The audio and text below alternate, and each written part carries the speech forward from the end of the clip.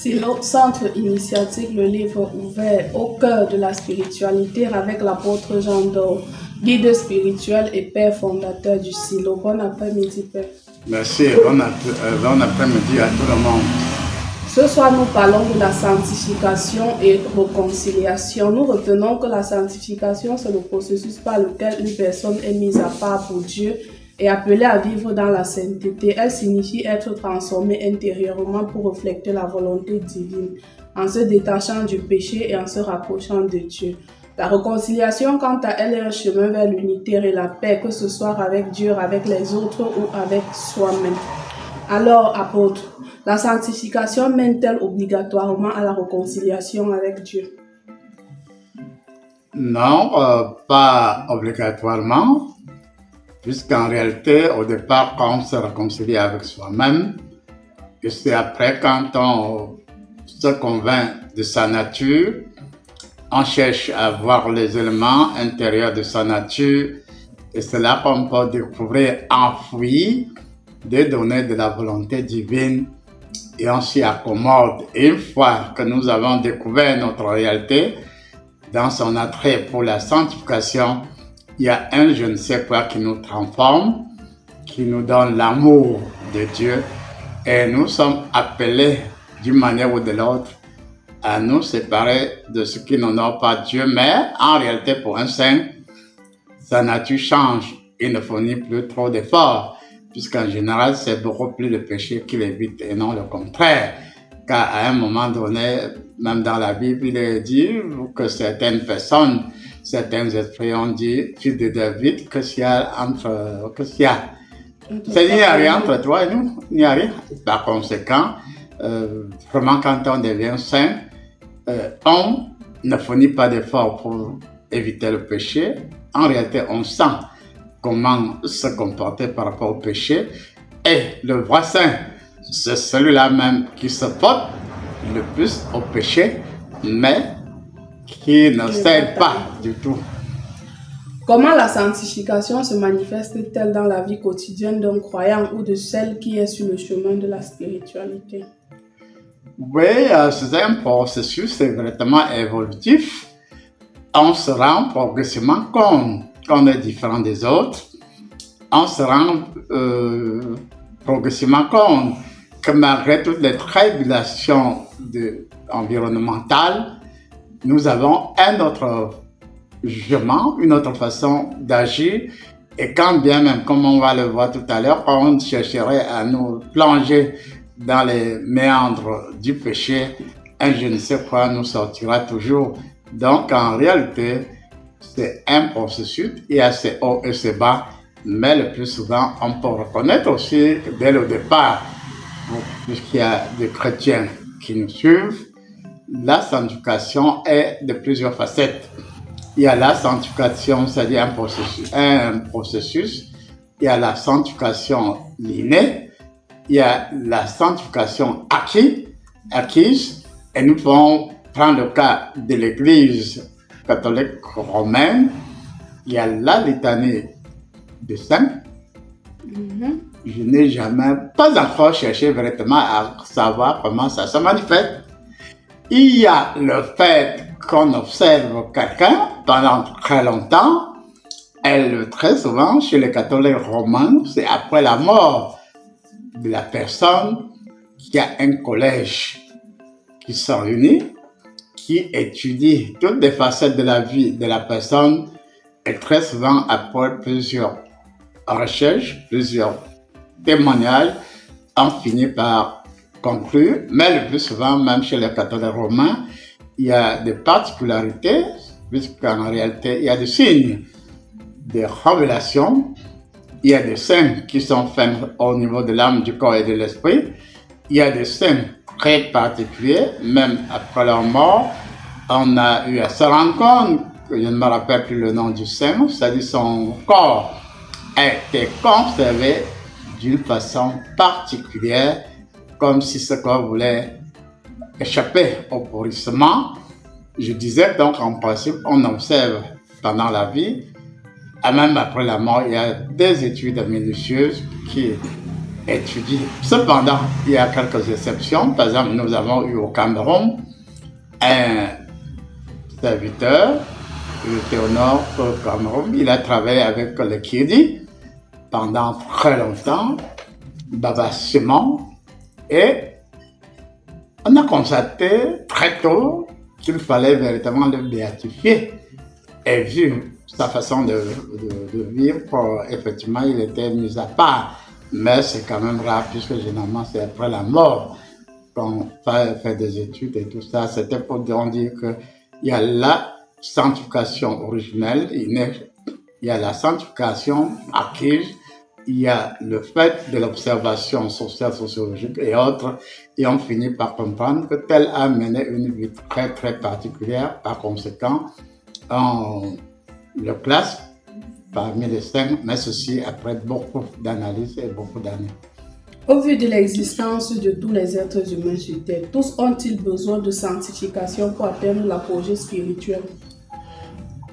En principe, tous auraient besoin de la sanctification pour atteindre l'apogée, mais honnêtement, connaissant ce qu'est la sainteté, si quelqu'un, un homme, bande encore comme un cerf, ne peut pas se retenir, si quelqu'un est encore un peu trop dans une, ce serait mieux qu'il fasse d'abord ces choses-là. Et à la fin, il voit véritablement ce qu'il y a de faire. Donc, par conséquent, en réalité, je peux dire que si quelqu'un n'a pas la vertu de sainteté, ça ne vaut rien, ça n'a rien de forcer. Puisque une telle personne, elle va proclamer à tous les coups que la chair est comment là? Faible, assiette. Et quelqu'un dit, même si la chair est faible, simple, je préfère la traiter durement. Mais si la sainteté est naturelle, même si elle est acquise, elle redevient naturelle, elle redevient comme aînée. Et par conséquent, nous disons, selon moi, non, menez votre vie en cherchant un peu beaucoup de bon contact, beaucoup d'amour, mais ne forcez pas l'idée de la sainteté parce que vous risquez de devenir un mauvais saint. Celui-là qui est supposé être dans la certitude de la sainteté, mais qui est toujours rattrapé par sa vieille nature et qui fait ce qu'il ne doit pas faire, il doit se réconcilier avec lui-même, il doit aller comment dirais-je, confesser, je ne sais où, mais par conséquent, sa vieille nature va prendre toujours le dessus sur lui.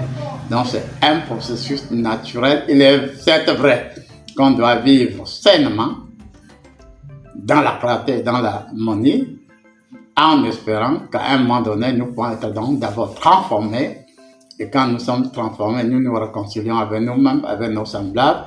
Et par la suite, véritablement, nous sommes pénétrés au niveau du corps, de l'âme et de l'esprit. Il est vrai que c'est par la suite qu'il y aura d'autres questions sur ce détail. Vous l'avez dit, apôtre. Revenons un peu à vos propos précédents.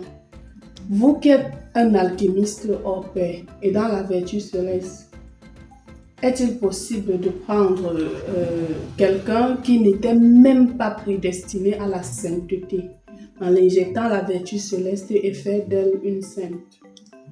C'est possible. Il y a des exemples, même dans la Bible. Si on prend le cas de Saul, devenu Paul, il y avait encore sa nature de Saul. Il péchait, il faisait des efforts, fournissait beaucoup d'efforts, mais le bien qu'il voulait faire, il ne le fait pas. C'est le mal, c'est sa nature qui s'imposait à lui, mais il a mené sa mission tranquillement, sans trop se soucier, et par le verbe d'une autre manière, d'une façon ou de l'autre, je suis là dépouillé sans qu'il sache même quand de s'émerger. Et voilà que Jésus-Christ s'est installé en lui. Et Jésus-Christ dans Saul devenu Paul, il n'y avait plus de possibilité qu'ils disent que le mal qui ne va pas, c'est le mal qui s'impose à lui, puisque ce n'était plus lui. Saul devenu Paul, mais c'était Jésus-Christ installé en lui. Et quand Jésus-Christ ou le Saint-Esprit s'installe en vous, il y a la domination de l'énergie du Saint-Esprit, du souffle de Dieu ou de Jésus-Christ ou de Dieu lui-même. Et par conséquent, comme il y a un seul capitaine à bord, par la suite, le capitaine à bord dans l'âme des sols devenus Paul, c'était bel et bien Jésus-Christ. Et ne pouvait faire que la volonté de Seigneur Jésus-Christ. Et c'est pour cela qu'on peut prendre son cas et bien d'autres. On peut savoir qu'effectivement, à un moment donné, on peut, même dans la Bible, il y a une autre anecdote. Il y a un Christophe qui était très puissant, qui pouvait porter des lourdes charges, même qui pesait des centaines de kilogrammes.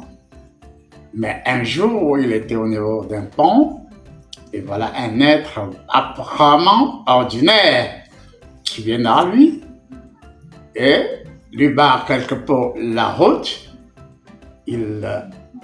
Christophe, de son état de puissance, était sûr qu'il devait porter cet être.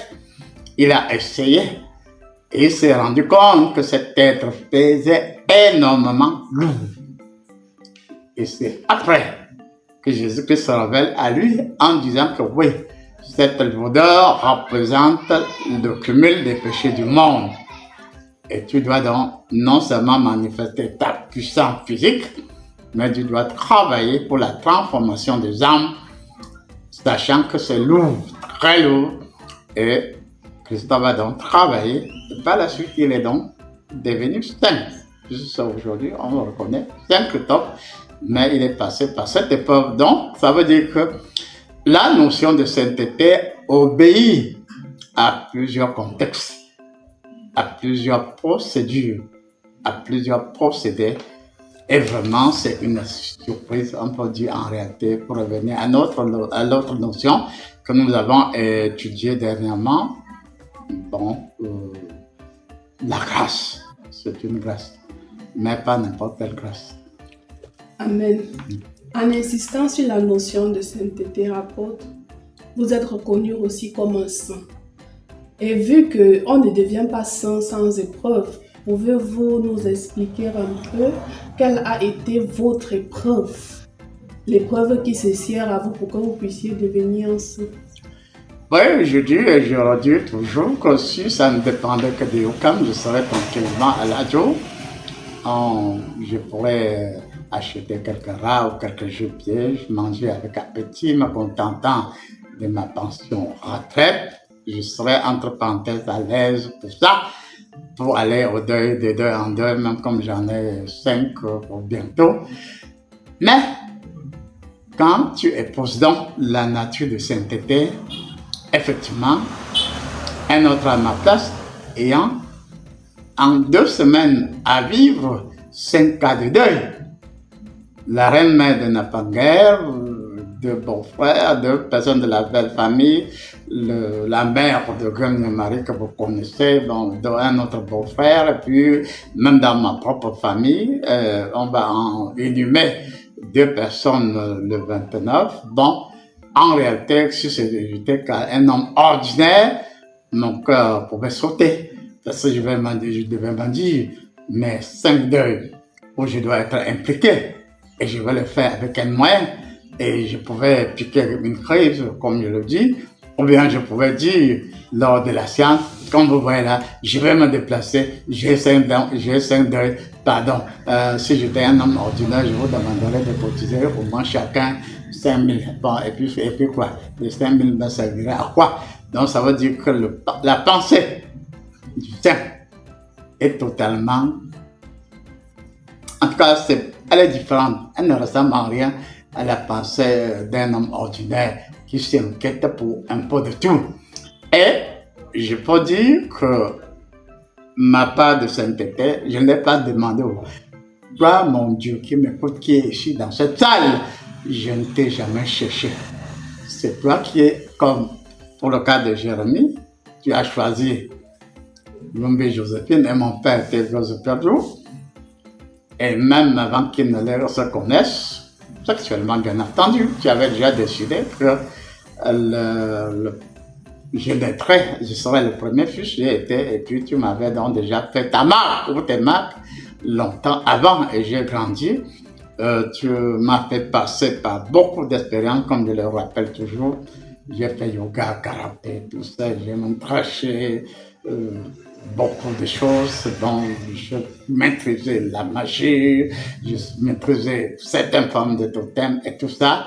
En réalité, la différence entre moi et les autres, puisque j'ai toujours témoigné, mais sans donner la différence, si c'était quelqu'un d'autre à ma place, il aurait suivi des graffages et il ne pouvait jamais se séparer de ces graffages, Flore. C'est-à-dire que si je me rappelle tout ce que je faisais dans cette vieille nature et les possibilités après, où il faut faire beaucoup d'efforts. Si j'étais un homme ordinaire, j'aurais préféré rester dans cette nature où je ne fournissais même pas d'efforts. J'appelais à moi ce dont j'avais besoin. Donc, quelqu'un d'autre, on me l'a même reproché, pourquoi n'es-tu pas resté dans cette nature où tu pouvais mettre en mission et le serpent ou ceci ou cela, bon, tu étais tranquille avec tes faits et autres. Mais, à un moment donné, il y a un détachement, sans aucun effort, sans regret. Voilà la nuance. Et puis maintenant, progressivement, Dieu me transforme.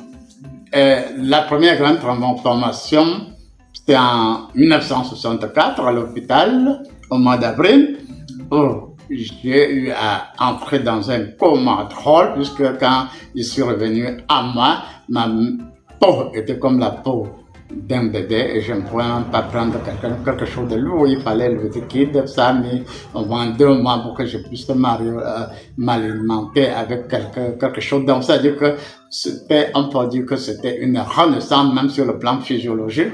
On a continué jusqu'en 2000, où Dieu lui-même dit que bon, voilà, qui va de rédiger ton testament, viens plutôt me le tuer avec moi. Et à la fin de la rédaction, il me rappelle que je suis l'incarnation du souffle saint, par la suite, l'incarnation pure du souffle saint. Et en réalité, comme il est un fin stratège, s'il disait directement saint, ou s'il disait souffle de Dieu, ou s'il disait souffle du Saint-Esprit, ça pouvait me faire avoir des idées démesurées. Mais il a choisi souffle saint, qui n'est pas loin du Saint-Esprit, puisqu'il y a eu plusieurs thèmes sur le souffle saint, qui est la manifestation de Dieu en incarnation. Et progressivement, de 2000 à nos jours, je me suis totalement détaché de ce que j'étais avant. Et il y a eu donc une transformation intégrale. Il est vrai que parfois on peut attrister, puisqu'on peut même attrister le Saint-Esprit, mais la différence entre un saint et l'homme ordinaire, c'est que bon, quand bien même je suis attristé, on va le voir tout à l'heure, je change progressivement et rapidement. C'est-à-dire, je ne murmure pas la colère au même titre que celui qui a la notion de haine, d'ennemi et autres. Et parfois, je me dis, mieux de vous pouvez encore pécher et puis chercher à vous ressaisir. Pour moi, il ne m'est pas permis. Et c'est pour cela que je sais que tout comme fait, je ne peux plus faire certaines choses. C'est naturel, c'est devenu naturel. Mais il y a aussi un fait. Il faut vous dire la vérité. On peut aussi transformer quelqu'un et faire de lui un saint. C'est possible. Dieu l'a fait. Jésus-Christ l'a fait. Le Saint-Esprit l'a fait. Si on prend le cas de Saul, on est au chemin de Damas. C'est un pécheur, pas n'importe quel pécheur qui tue.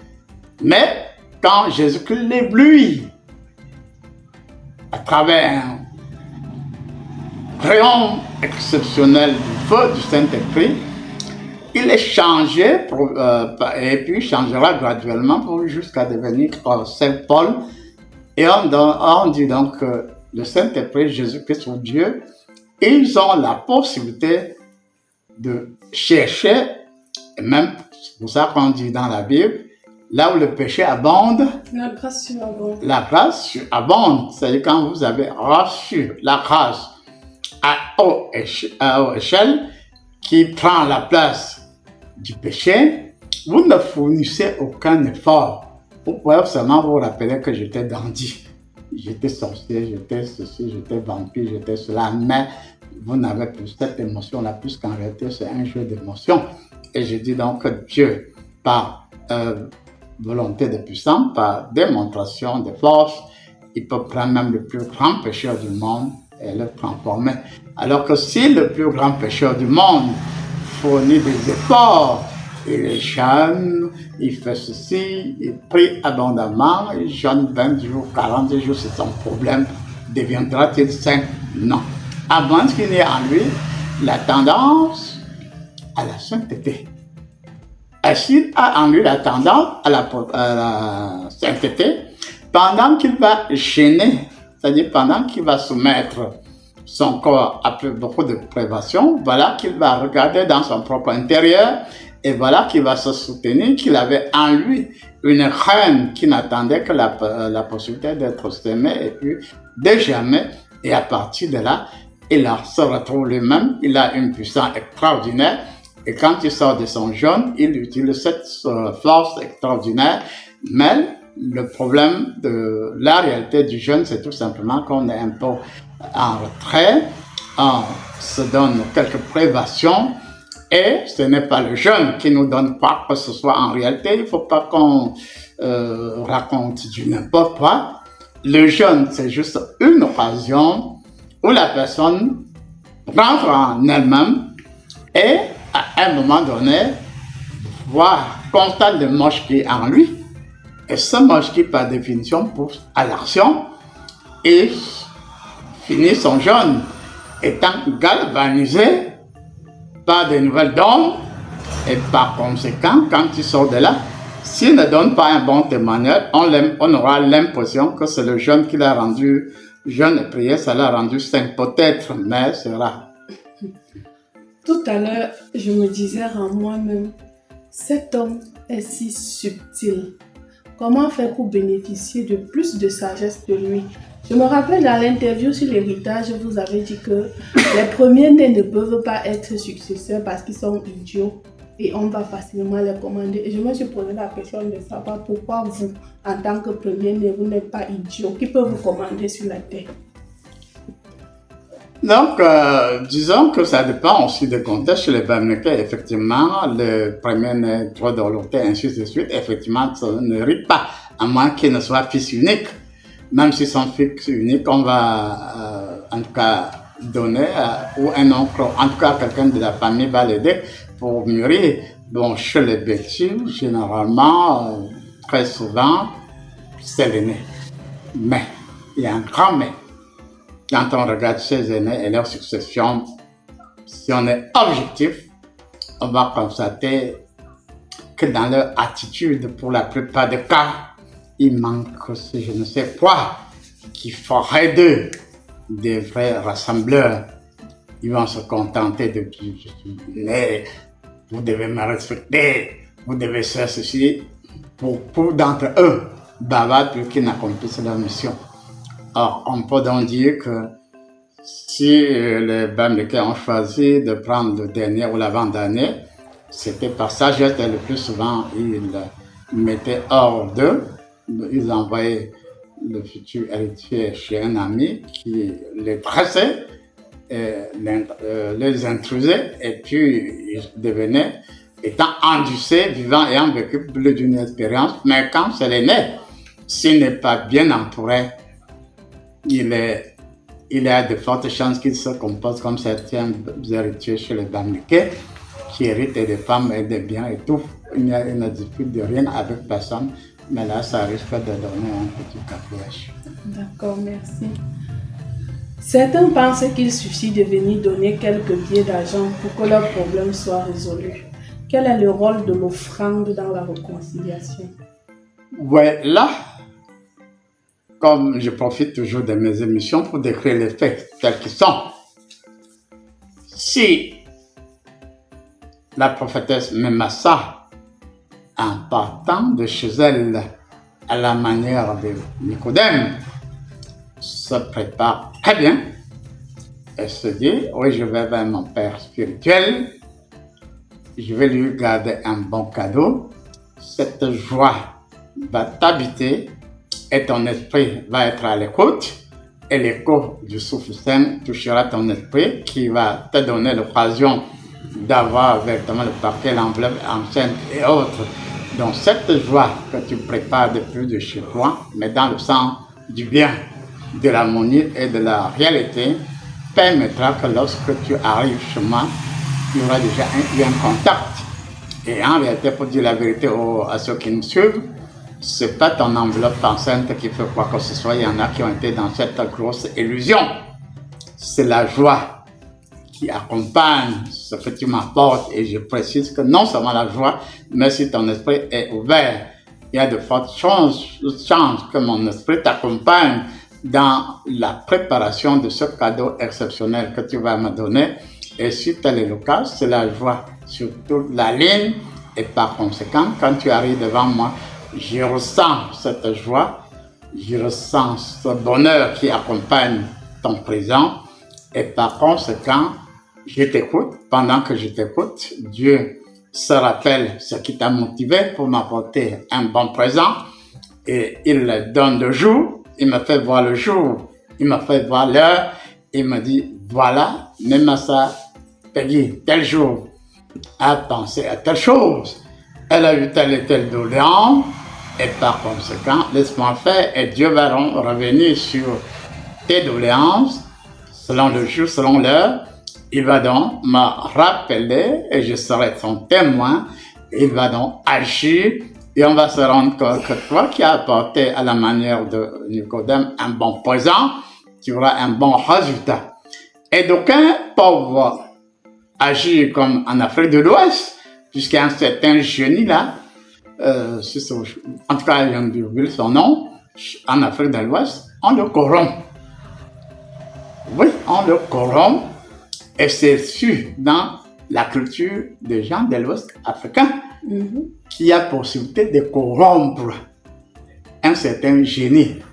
Et quand tu le corromps, tu le mets en mission. Mais le Dieu véritable que je connais et que je sais est incorruptible. Donc, si on vient avec des présents, avec des sacrifices, mais dans la joie va accompagner l'énergie spirituelle qui sera dégagée, parce que de toi à moi, il y aura un aller-retour. Et ici et maintenant, c'est là qu'on peut revenir à la scène du théâtre classique, unité de temps, unité de lieu, unité d'action. Et par conséquent, d'autres vont se dire que oui, nous allons nous balader, nous allons nous accepter même pendant X nombre de mois.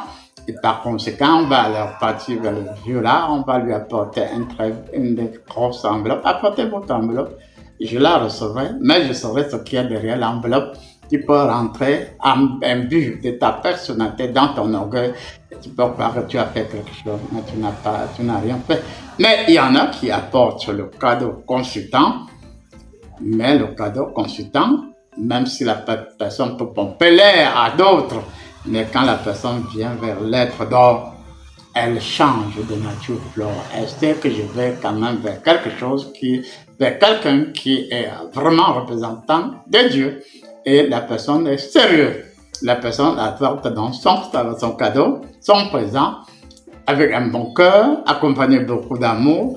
Même si à vous, la personne va donner l'impression qu'elle est venue me corrompre, elle va vous distraire et voir que vous aussi, vous pouvez pécher et puis revenir et vous serez pardonné, c'est archi. Dans la Bible, le Seigneur Jésus-Christ avait demandé aux jeunes riches d'aller vendre tous ses biens avant de revenir vers lui pour le servir, puisque le jeune riche sollicitait être son disciple. J'aimerais savoir à partir de cette illustration, quelle est la place du sacrifice dans la réconciliation avec Dieu? Ouais, pour le jeune riche, son cœur, c'est sa fortune.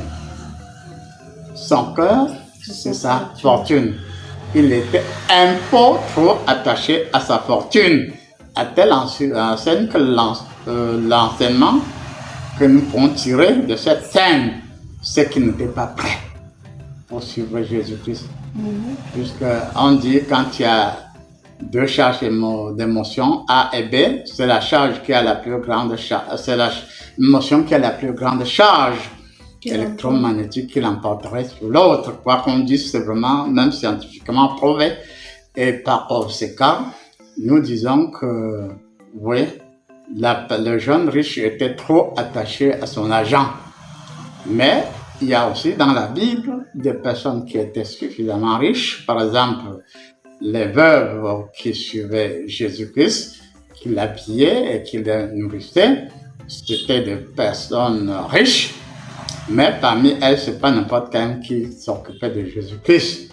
C'est ceux qui avaient une âme pure, qui se disaient, oui, nous allons aller vers le grand consolateur et nous recevons du consolateur une parcelle de la consolation, puisqu'elle ne s'occupait pas de lui pour rien. En contrepartie, elle recevait, je le précise aujourd'hui, de l'énergie de compassion. Et la personne qui a perdu peut-être son mari et qui était trop triste, avait la joie qui découle de la compassion et de la relation aller-retour entre elle et Jésus-Christ. Ça permettait que ces gens se sentaient beaucoup plus à l'aise pour apporter toujours des cadeaux. Et Jésus-Christ, dans ce sens, était riche. Même matériellement, il était riche. Mais il ne pouvait pas prendre le bien de n'importe quel vœu. Merci. Que doit-on sanctifier exactement? Le corps, l'âme, l'esprit ou les pensées? Bon, si je prends l'exemple sur moi, ce sont les 3 dimensions qui sont touchées. L'âme, le corps et l'esprit. Puisque pour un véritable saint, son corps rejette certaines choses qui relèvent de l'absurde du péché. Mais ça peut être graduel. C'est-à-dire Dieu touche votre âme. Et comme je dis, quand il touche votre âme, elle fait des dépannages. Et pour vous faire visiter la félicité céleste. Et quand vous vivez la félicité céleste dans votre nature encore relativement impure, vous avez l'attraction par rapport à la félicité céleste. Et plus vous allez plonger dans les données de la félicité céleste, plus la joie qui se dégagera de vous mettra mal à l'aise ce que vous portiez avant, que ce soit la sorcellerie, le vampire ou je ne sais quoi. Ces choses vont se sentir mal à l'aise.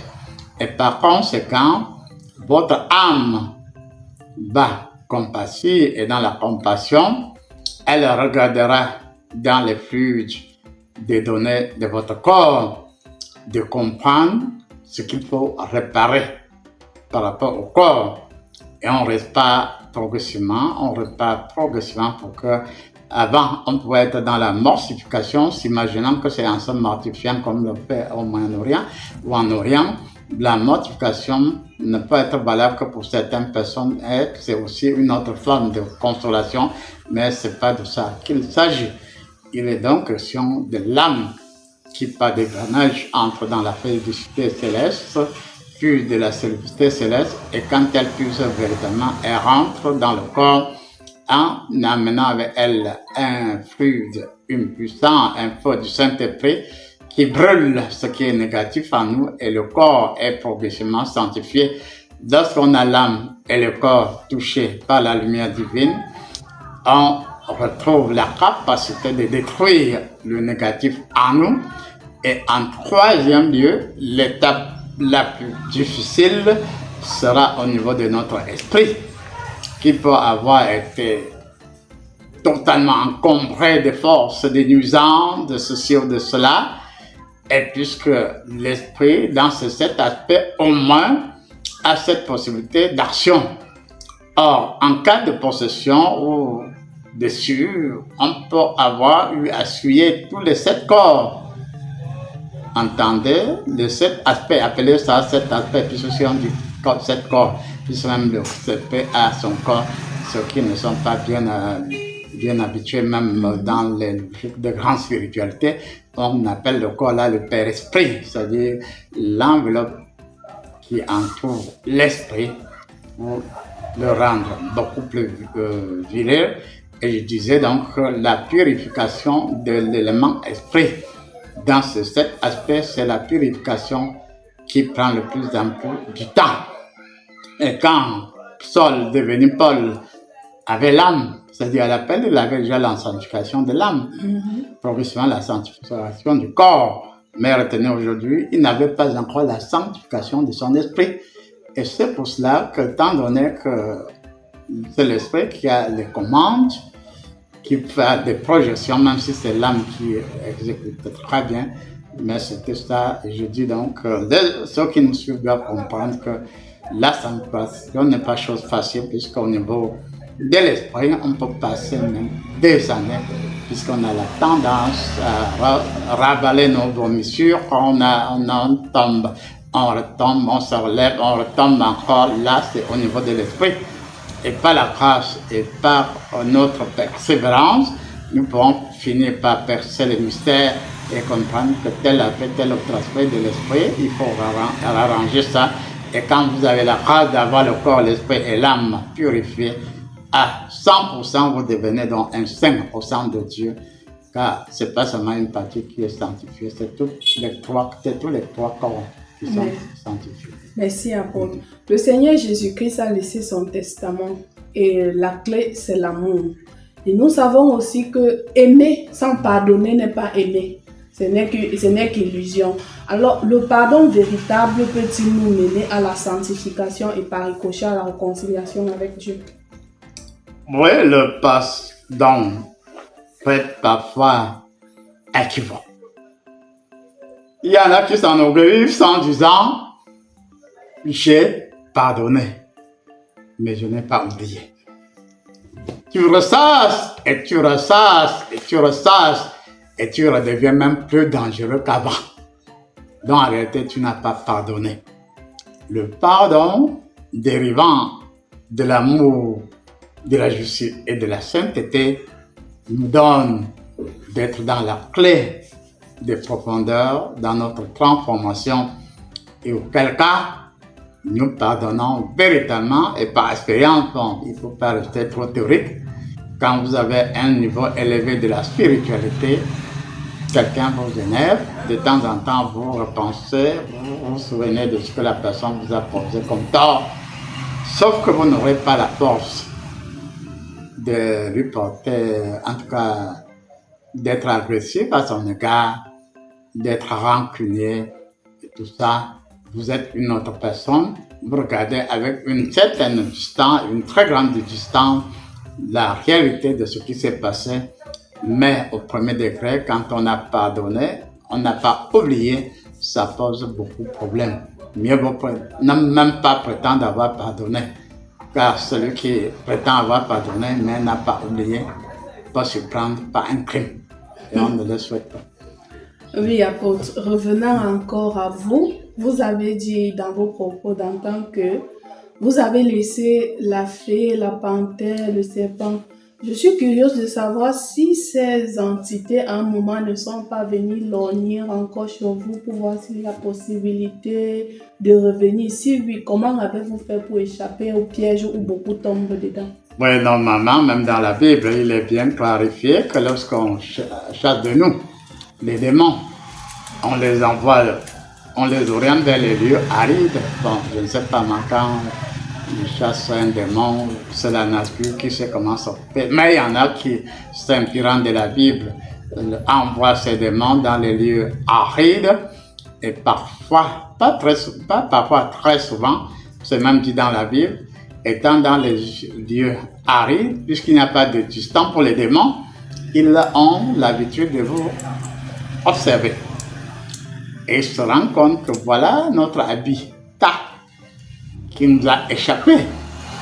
Est-ce qu'il ne faille pas rentrer là-bas? Nous sommes ici, nous avons faim, nous avons soif. Et très souvent, il est dit dans la Bible qu'il ne reviendra pas seul. Il va revenir avec cet autre démon plus dangereux que lui.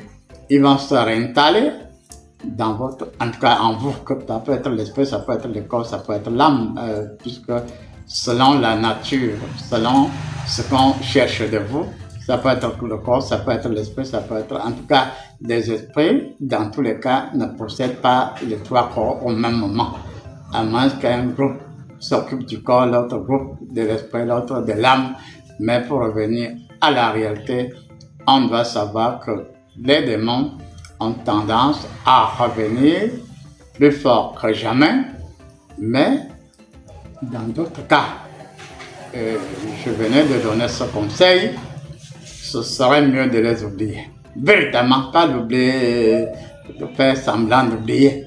C'est-à-dire, comme on dit au quartier, vous ne les gérez plus. Vous ne les gérez plus. Mais ce qui est sûr et certain, et je l'ai constaté, j'ai eu à vérifier en préparant cette interview, j'ai préparé, et j'ai constaté, en préparant ce thème, j'ai constaté que, quel que soit ton niveau de sainteté, l'âme, le corps et l'esprit, ces êtres lorgnent pour voir s'il y a possibilité de se reconstituer. Mais quand vous avez la vertu d'aller de plus en plus loin dans votre grande spiritualité, ils peuvent même être presque à vos 5,50 m, mais ils se rendent compte que le feu qui se dégage de votre esprit, feu venant du Saint-Esprit, est tel qu'il ne peut pas encore violer vos 5,50 m. Cependant, ils reviennent de temps en temps. Parfois, on peut susciter des colères et ceci, comme pour vérifier si vous ne pouvez pas faiblir. Bon, vous pouvez faiblir, mais vous rattrapez. Le problème n'est pas de faiblir, mais la réalité, c'est de se rattraper rapidement. Et donc, en ce qui me concerne, j'ai étudié ce phénomène de plus en plus, et même ce matin, j'en parlais avec certaines personnes. Quand vous avez la maturation des données de votre homme, de votre âme, de votre corps et de votre esprit, effectivement, vous avez la possibilité d'aller très en profondeur. Et comme hier, quand Satan m'a demandé, mais tes enfants-là, ils sont même comment? Est-ce qu'ils te comprennent? Et vous pouvez comprendre que si un homme ordinaire apprend cela, de l'apôtre Jean d'Or, il va attraper une grippe. Comment peut-il causer avec Satan? Je vous rassure que je n'ai pas appelé Satan. Je n'ai pas appelé Dieu. Mais quand c'est le moment où Satan, par rapport à une situation, et c'est là que certaines personnes ont la nostalgie de Lucifer. Mais Lucifer, là, risque de vous avaler. Ben, je reviens au fait qu'effectivement, Satan m'a demandé, pas plus tard qu'hier, il a dit, je t'ai fait un cas, il m'a dit, mais vos gens là, tes gens là, à qui savent qui tu es? Il a tourné de dos, il est parti, comme on dit au quartier, là, je ne l'ai pas géré. Et voilà ma réalité. Mais un autre serait surexcité pour chercher à poser leurs questions à Satan. C'est là qu'il y a danger. C'est là qu'il y a danger. Faites votre travail. Et ce que je sais par expérience, tu peux être en train d'exorciser une personne, à un moment donné, Satan paraît et dit que c'est moi qui ai telle partie. Et s'il voit que votre force de frappe relève puissamment de Dieu, il ira lui-même chercher ce qu'il a volé et il reviendra remettre. Et ce qu'on faisait dans nos traditions, dans nos villages. Ça se faisait, c'est-à-dire qu'on disait que si le vampire a fait ceci ou cela, c'est le même vampire ou la même vampire qui est mieux placée pour arranger. Et parfois, on les enfermait dans la même pièce, c'est-à-dire que la victime est dans le coma, on les enferme, on dit, bon, si tu ne ramènes pas à la vie ta victime, nous allons vous brûler. Et les traditionnels n'en blaguent pas. Si la personne s'entêtait, effectivement, on pouvait les brûler. Et on comprend donc que c'est cette vérité de la spiritualité d'antan qui permettait que dans nos villages, on avait peur. Mais de nos jours, le sorcier fait du n'importe quoi, le vampire fait du n'importe quoi, puisqu'avant, il savait que s'il dépasse la ligne rouge, il peut écoper. Et l'organisation sociale ne blaguait pas, c'était pas de la rigolade. Oui, apôtre, si je peux me permettre, vos propos se résument un peu comme les paroles de ce chanteur qui avait dit « Si Satan t'a séduit, c'est parce que tu allais un peu trop près de la frontière. » Vous avez aussi parlé du fait de ne pas les gérer. Est-ce aussi là l'un des secrets que vous utilisez quand nous on vous embête avec nos mauvaises énergies, nos mauvaises colères? Oui, j'observe, je vois ce qui a transformé, ce qui n'a pas transformé, je ne gère pas. D'accord. Vous avez l'habitude de dire que vous n'êtes pas rancunier. Alors suffit-il de revenir vers vous après vous avoir offensé pour que tout redevienne comme avant? Si vous revenez comme Nicodème, ce sera une très bonne chose. Mais si vous revenez dans la ruse, pour dire le vieux là, c'est un débonnaire, qui ne se fâche jamais, qui ne ferait jamais du mal, ainsi de suite, vous pouvez encasser votre propre coup, votre propre balle. Et ce n'est pas bien. Si vous êtes parti et vous voulez revenir, pardon, faites un peu l'effort de changer. Parce que si vous l'avez connu il y a 6 ans, ou ne sais combien d'années, retenez que malgré tout ce que vous pouvez pas raconter, il est plus viril que jamais. Et si vous violez ces 5 mètres 50, n'importe comment, il peut y avoir danger signalé. Je ne le souhaite pas. Et c'est pour ça, pendant, si vous signalez, comme d'autres le font de plus en plus, que vous devez revenir, je me prépare par vous. Est-ce que vous revenez pour retrouver le vieux débonnaire? Est-ce que vous revenez pour dire qu'avec quelques billets de banque, il faut quoi, vous voulez me convaincre ou corrompre? Tout ça, non et non. Sur votre chemin spirituel, vous avez fait beaucoup d'expériences. Comment avez-vous fait pour concilier le traditionnel, le cultuel et même la spiritualité sans toutefois vous faire enchevêtrer?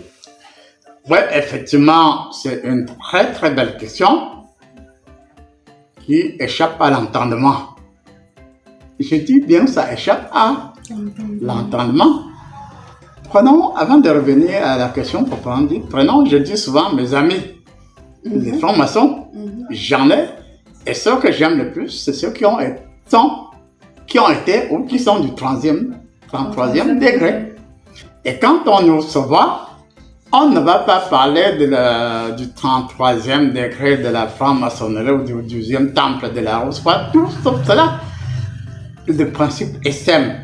Avant d'aller à la Rose-Croix, avant d'aller à la franc-maçonnerie, c'est sûr que ce qui est bon, n'est pas n'importe qui va, sauf si on l'a dupé. C'est pas n'importe qui va à la franc-maçonnerie, c'est pas n'importe qui va à la Rose-Croix, c'est pas n'importe qui devient templier. C'est ce que tu as d'essentiel en toi et qui n'a pas été bien compris, puisque je connais qui ont été chassés de l'église. Je connais qui, pour aller à la franc-maçonnerie ou à la Rose-Croix, devrait signer une lettre de démission. Non, ce n'est pas de ça qu'il s'agit. Ce n'est pas la lettre de démission, ce n'est pas vos intentions. Non, ce n'est pas vos intentions. Mais la réalité est simple. Dans ma méthode, toi, franc-maçon de 33e degré, tu m'intéresses beaucoup, mais quand tu es devant moi, au-delà d'être de 33e degré, je ne sais pas ce que tu as fait pour être au 33e. Ça ne m'intéresse pas, je vais me dire la vérité. Mais qui es-tu? Quelle est la nature de ton cœur? Quelle est la nature de ton âme? Quelle est la nature de ton esprit? Et si tu étais par définition un clairvoyant, on te rend tout simplement clairvoyant. Si tu étais guérisseur, on te rend tout simplement guérisseur. Si tu étais herboriste, on te rend tout simplement herboriste. Si tu étais de la grande recherche, on te donne la possibilité d'entrer dans la matière, de dialoguer avec la matière. Et je vous assure que, par expérience, j'ai constaté que quand un ex-33e degré rentre dans sa réalité, pas la réalité de la franc-maçonnerie au 33e degré, mais sa réalité à lui. Par conséquent, une joie primordiale de touche. Et voilà qu'il va véritablement se dévêtir de certains aspects et se revêtir, même quand on le dit, ton être intérieur, on le dit, mais raconter, c'est une chose. À l'action, c'est autre chose que ça, la franc-maçonnerie, la cabale et tout ça. Décrire le processus, c'est trop simple. Mais entrer au fond, au cœur du processus, pour la transformation, c'est autre chose. Et par conséquent, si quelqu'un du 12e temple de la Rose-Croix ou de la 33e degré de la franc-maçonnerie sent que tu ne vas pas le sermonner, tu ne vas pas le ridiculiser, tu es tout amour, Et tu sais qu'il ne conservera que ce qui est bien. Et s'il conserve Flore, sa vraie nature, il y a de grandes chances qu'il rende service positivement et puissamment à sa loge, quelle qu'elle soit. Puisqu'en réalité, je le répète, avant de revenir à proprement parler à ta question, franc-maçonnerie, rose, croix, cabale, tout ça, bon, au départ, chacun veut, de manière directe ou indirecte, se redécouvrir véritablement, être en contact avec la lumière et mettre cette lumière primordiale qu'on rachète seulement à sa disposition, et cette lumière transforme puissamment la personne. Et quand la personne rentre, même s'il s'agit sur le plan traditionnel, comme on va y revenir tout à l'heure, du notable de neuf, c'est pas un problème, ça m'intéresse pas. Tu es neuf, mais quel est ton cœur? Que dit ton cœur? Que dit ton âme? Que dit ton esprit? On revient à ta réalité et à partir de là, tu peux donc mettre de côté la télécommande, ceci ou de cela, et prendre ta télécommande originelle. Et en réalité, Peggy, c'est ce qu'on cherche dans toutes ces écoles-là.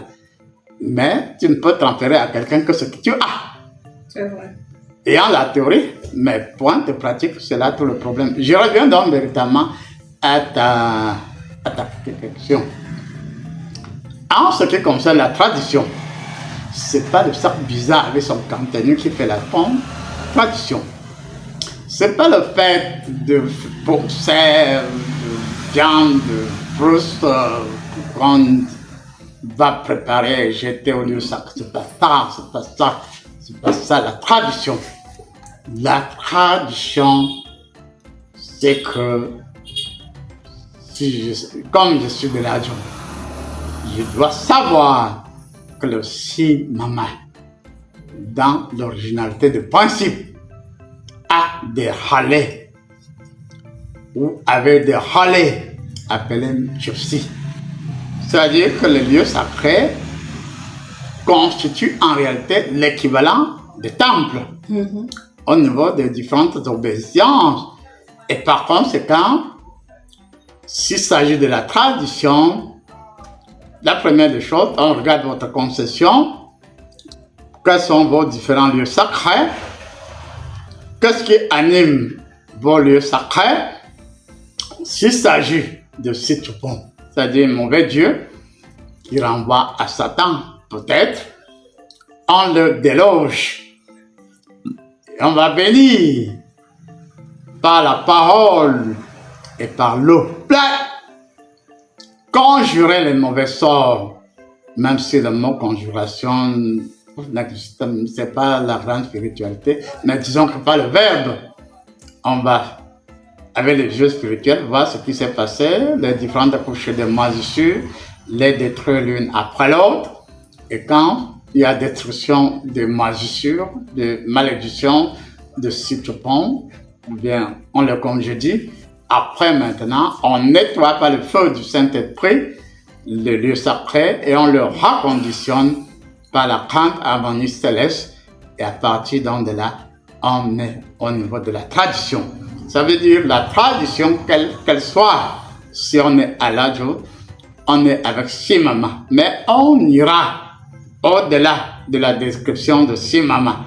Puisque j'ai rappelé que quand on dit Simama, c'est-à-dire c'est le soleil couchant, mais on va aller au-delà de ce soleil couchant. De Si, c'est le sol, c'est la terre. On doit aller au-delà de ce soleil qui donne l'impression de se coucher, de toucher le sol, pour comprendre ce qui est derrière le Simama. C'est-à-dire le soleil à son coucher, au coucher, touche apparemment, quand on regarde de loin, le sol, non. Mais on doit aller derrière le soleil qui se couche, qui touche apparemment la terre, et vivre l'énergie primordiale qu'il y a derrière le soleil. Et c'est derrière le soleil qu'on va découvrir véritablement l'être exceptionnel qu'est Dieu, Et à partir de là, il nous donnera le nom. Il peut dire non, au lieu de m'appeler Simama, appelez-moi plutôt ceci ou cela. Ce sera le même processus chez les boulots où c'est juste un qualificatif qui est comme, c'est-à-dire, quand on prend toutes les déclinaisons concernant l'appellation Dieu, sont des qualificatifs. Mais au-delà de tout qualificatif, il y a donc le vrai rayonnement primordial qui renvoie à l'être Dieu. Quel que soit le nom qu'on lui donne, ou même si on ne lui donne pas de nom, il y a le rattachement, et quand on a le rattachement, il a la capacité, si nous sommes de la tradition, de nous donner, d'aller même à 400 000 ans avant notre aïeul, ou même à 1 million d'années avant notre aïeul, et de travailler. Et là, on est dans la vraie tradition, c'est-à-dire aller au commencement de l'énergie primordiale, comprendre ce qui était prévu pour l'Adjo et réorganiser ce qui était prévu pour l'Adjo, et ce sera là la tradition pour l'Adjo, et que les différentes sources d'énergie ne soient plus sources de pollution. Si on parle de diopsie, il faut que ce soit véritablement rayonnant, que cela porte véritablement la vertu originelle de Simama et surtout de ce qui est derrière de Simama, pur et éternel. Là, c'est la tradition, c'est-à-dire aller à la source. Aller à la source originelle. Et je peux profiter du cas de la tradition pour dire que si vous allez véritablement derrière ce qui représente le soleil au couchant, si on va derrière, on va trouver la réalité divine, puisqu'il y a Dieu originel, il y a ses représentations, même si dans la Bible, on ne parle pas, on ne veut pas de, c'est-à-dire c'est qu'au niveau de confusion, qu'on ne veut pas de représentation, mais le soleil au couchant renvoie à une représentation tout simplement, mais ça ne veut pas dire qu'on a fabriqué le veau d'or pour représenter Dieu. Et à partir de là, on sait que si on est derrière le soleil, dans le souffle primordial, à partir de là, on peut reconstituer la genèse de toute famille. Et à partir de là, même si nous sommes en 2025, même si le passé de notre vrai ancêtre familial remonte à 2 millions d'années, il n'y a pas de problème, puisqu'on a parlé de Russie en Afrique, en Nubie, le peuple de Nubie, un peuple très célèbre. On a découvert un squelette qui datait de 2 millions d'années, mais quand on regarde véritablement, même sur le plan de la Bible, il n'y a aucune... C'est-à-dire, on ne se rappelle que les quelques dernières années, mais dans la tradition pure et dure, il est donc question, dans chaque famille, d'aller au commencement. Et au commencement, là, un point d'énergie centrale duquel partent toutes les formes de programmation, toutes les formes d'énergie. Et quand vous allez à ce niveau et que vous entrez dans le point, en contact avec le point focal, vous avez véritablement la possibilité de dire, oui, je me sens véritablement Dieu, je suis avec Dieu, mais ça n'a rien à voir avec celui qui, dans sa précipitation, entre dans la grande rose et s'ignore et ne reconnaît pas qu'il devrait ressortir. C'est ça la tradition, aller à la source originelle, et à partir de là, il y a un point essentiel d'où émanent tous les faisceaux, tous les rayons, même dans beaucoup d'écoles, on parle de rayons. Cet rayon, ceci, bon, est-ce qu'il... Bon, on décrit, mais est-ce qu'on a la maîtrise de ces 7 rayons? Le jour où on aura la maîtrise de ces 7 rayons, on ira loin. Bon, je reconnais quand même certains amis rosicruciens à qui j'ai dit que bon, c'est bon de décrire les rayons. Et qu'est-ce que le rayon? D'où part le rayon? Et quel fondement avec le rayon? L'autre affaire, c'était quoi? Bon, je crois qu'on a compris de la tradition qui renvoie au point focal de l'absolu du commencement. Et à partir de là, il y a des rayons, chacun peut prendre sa direction. On peut donner l'impression de ne même pas se connaître, de ne pas se comprendre, alors qu'on part du même point focal. Oui, mais avant de passer à autre chose, ma curiosité était de savoir comment faire justement pour pouvoir aller à ce point focal dont vous venez de décrire. Parce que à le décrire, c'est comme si ce n'était pas à la portée de tout le monde. Mais plus vous parlez, plus moi, ça m'attire davantage. J'aimerais savoir comment faire pour s'y rendre, vu les nombreuses mauvaises programmations dans nos familles et dans nos vies. Ouais. J'ai abordé ça, mais je vais revenir rapidement. Jusqu'à le Simama, c'est sur la terre, on voit le soleil couchant et on dit que c'est derrière Dieu. Non, ce n'est qu'un symbole. Bon, l'autre aspect maintenant, on ne peut ne pas aller derrière le soleil pour retrouver l'immensité, le point focal. On peut plutôt s'élever dans les sphères, aller dans les grandes demeures de Dieu. Et je dis, dans un premier temps, ça peut être le dépannage. D'accord. Et on peut amener n'importe qui par dépannage dans l'une des demeures de Dieu. Surtout, on lui signale que bientôt je viendrai chez toi avec Sœur Flore. S'il manifeste son envie, en une seconde, on est chez lui, on est dans cette demeure.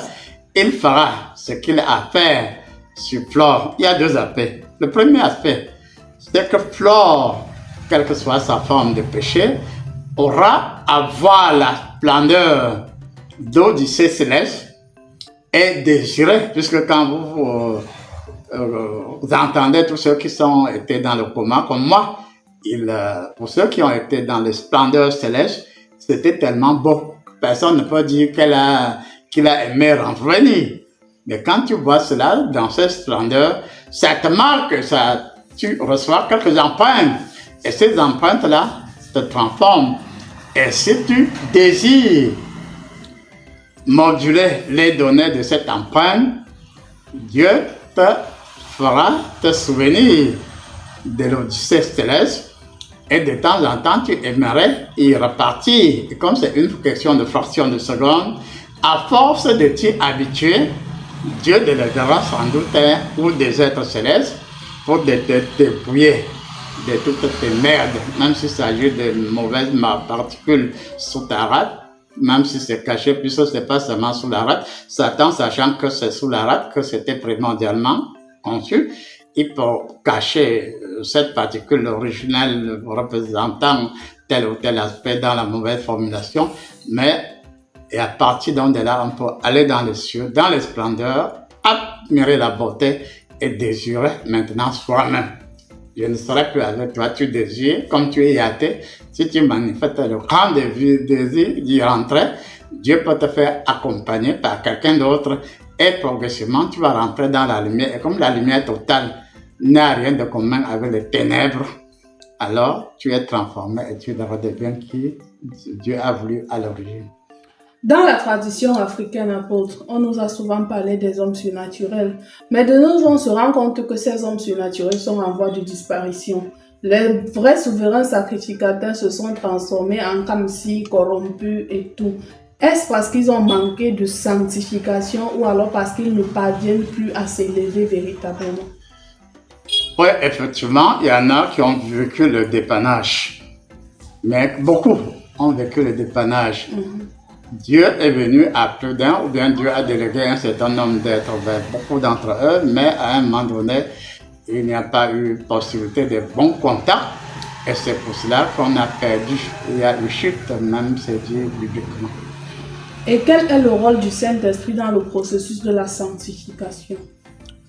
Oui, le Saint-Esprit, c'est un élément primordial, puisque comme le Saint, il a de Dieu. Il se dit dans la Bible, il sonde les reins de Dieu. Et comme il a la capacité de sonder les reins de Dieu, ce n'est pas Satan qui peut lui échapper. Et si nous sommes véritablement avec le Saint-Esprit, il sondera nos reins, il va nous dépouiller de tout ce qui est négatif. Et quand nous sommes donc dépouillés de tout ce qui est négatif, nous retrouvons notre soleil de vie comme au départ. Et à partir de là, on va sentir qu'ayant perdu le contact avec la lumière originelle, Dieu nous a observés, faire, mais à un moment donné, il s'est un peu retiré. Mais nous disons qu'effectivement, on peut regretter ce geste et chercher à revenir à la particule originelle, à l'ensemble du feu du Saint-Esprit, ainsi de suite. Les possibilités sont multiformes. Et ça dépend déjà aussi de notre sentiment, de notre émotion. Et si nous sommes dans la grande émotion, nous pourrons donc comprendre qu'on peut parler de Dieu je suis très à l'aise pour parler de Dieu. Pour moi, ce n'est pas un Dieu ordinaire, c'est un Dieu avec qui je dîne tous les jours. C'est un Dieu qui m'a mis en mission et c'est un Dieu qui existe véritablement. Et si vous dites qu'il n'existe pas, ça n'engage que vous.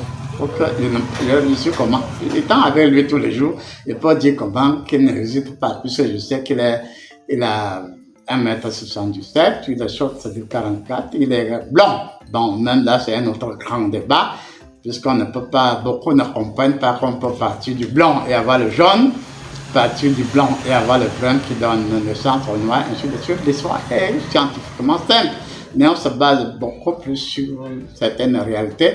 On peut donc dire que, bon, prenons à tête, toi qui as fait inconscience, on prend le blanc. Le blanc sont rares, très rares. Si on a maintenant le jaune, on a le blanc, ils sont fragiles. C'est vrai. Or, historiquement et scientifiquement, le plus fragile disparaît en premier lieu. Non? Comment les gens font leur recherche à tort et à travers? Ne vous contentez pas des fouilles archéologiques, puisque le blanc et le noir, par définition, le blanc est fragile. Et vu la rigueur des climats depuis la nuit des temps, qui devait être détruit en premier, c'est le blanc qui est suffisamment fragile. Et le blanc, je dis de nos jours, les blancs sont les plus rares. Il faut seulement que les blancs se bronzent un peu pour retrouver un peu le teint blanc. Et puis on sait que le blanc a quand même existé et c'était une couleur des dieux, même dans la culture grecque. On savait que c'était vraiment une couleur d'or, ainsi de suite. Et nous comprenons donc positivement, vous aussi, c'est mon souhait. Revenir au point de convergence. Étant au point de convergence, vous allez être à l'aise, que ce soit du point de vue culturel.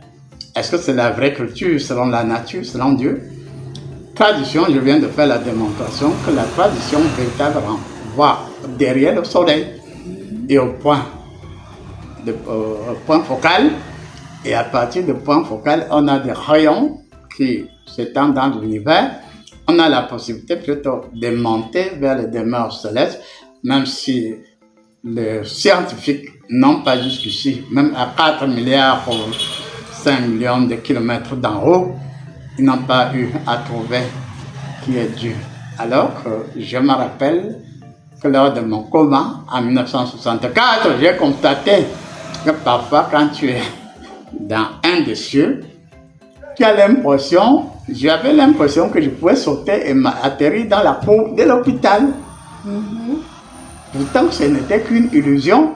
Dieu m'a dit, c'était juste pour me dire que là où tu étais, là où tu es couché, ton corps est couché, n'est pas si loin que ça. On te ramène pour que tu veilles bien. Or, après, on te ramène dans des milliards de kilomètres et pas ceux qui racontent tout ça, les scientifiques asiatiques, qui vont dire qu'en allant, avant d'atteindre 4 milliards 500 millions de kilomètres carrés en hauteur, vous n'avez pas déjà traversé plusieurs cieux. Puisque c'est question de champ, vous m'avez scientifique, vous savez qu'on peut avoir un champ qui est fluide. Et vous pouvez passer dans ce champ sans vous rendre compte que c'est votre engin est passé par un des cieux. Mais peut-être vous savez juste qu'un peu de s'écoute, mais vous venez de traverser un ciel, mais vous n'avez pas encore pour le moment la capacité de saisir et de sentir que vous êtes dans le ciel. Merci beaucoup, apôtre. Merci pour la disponibilité, la disposition et les enseignements. À la prochaine. Merci.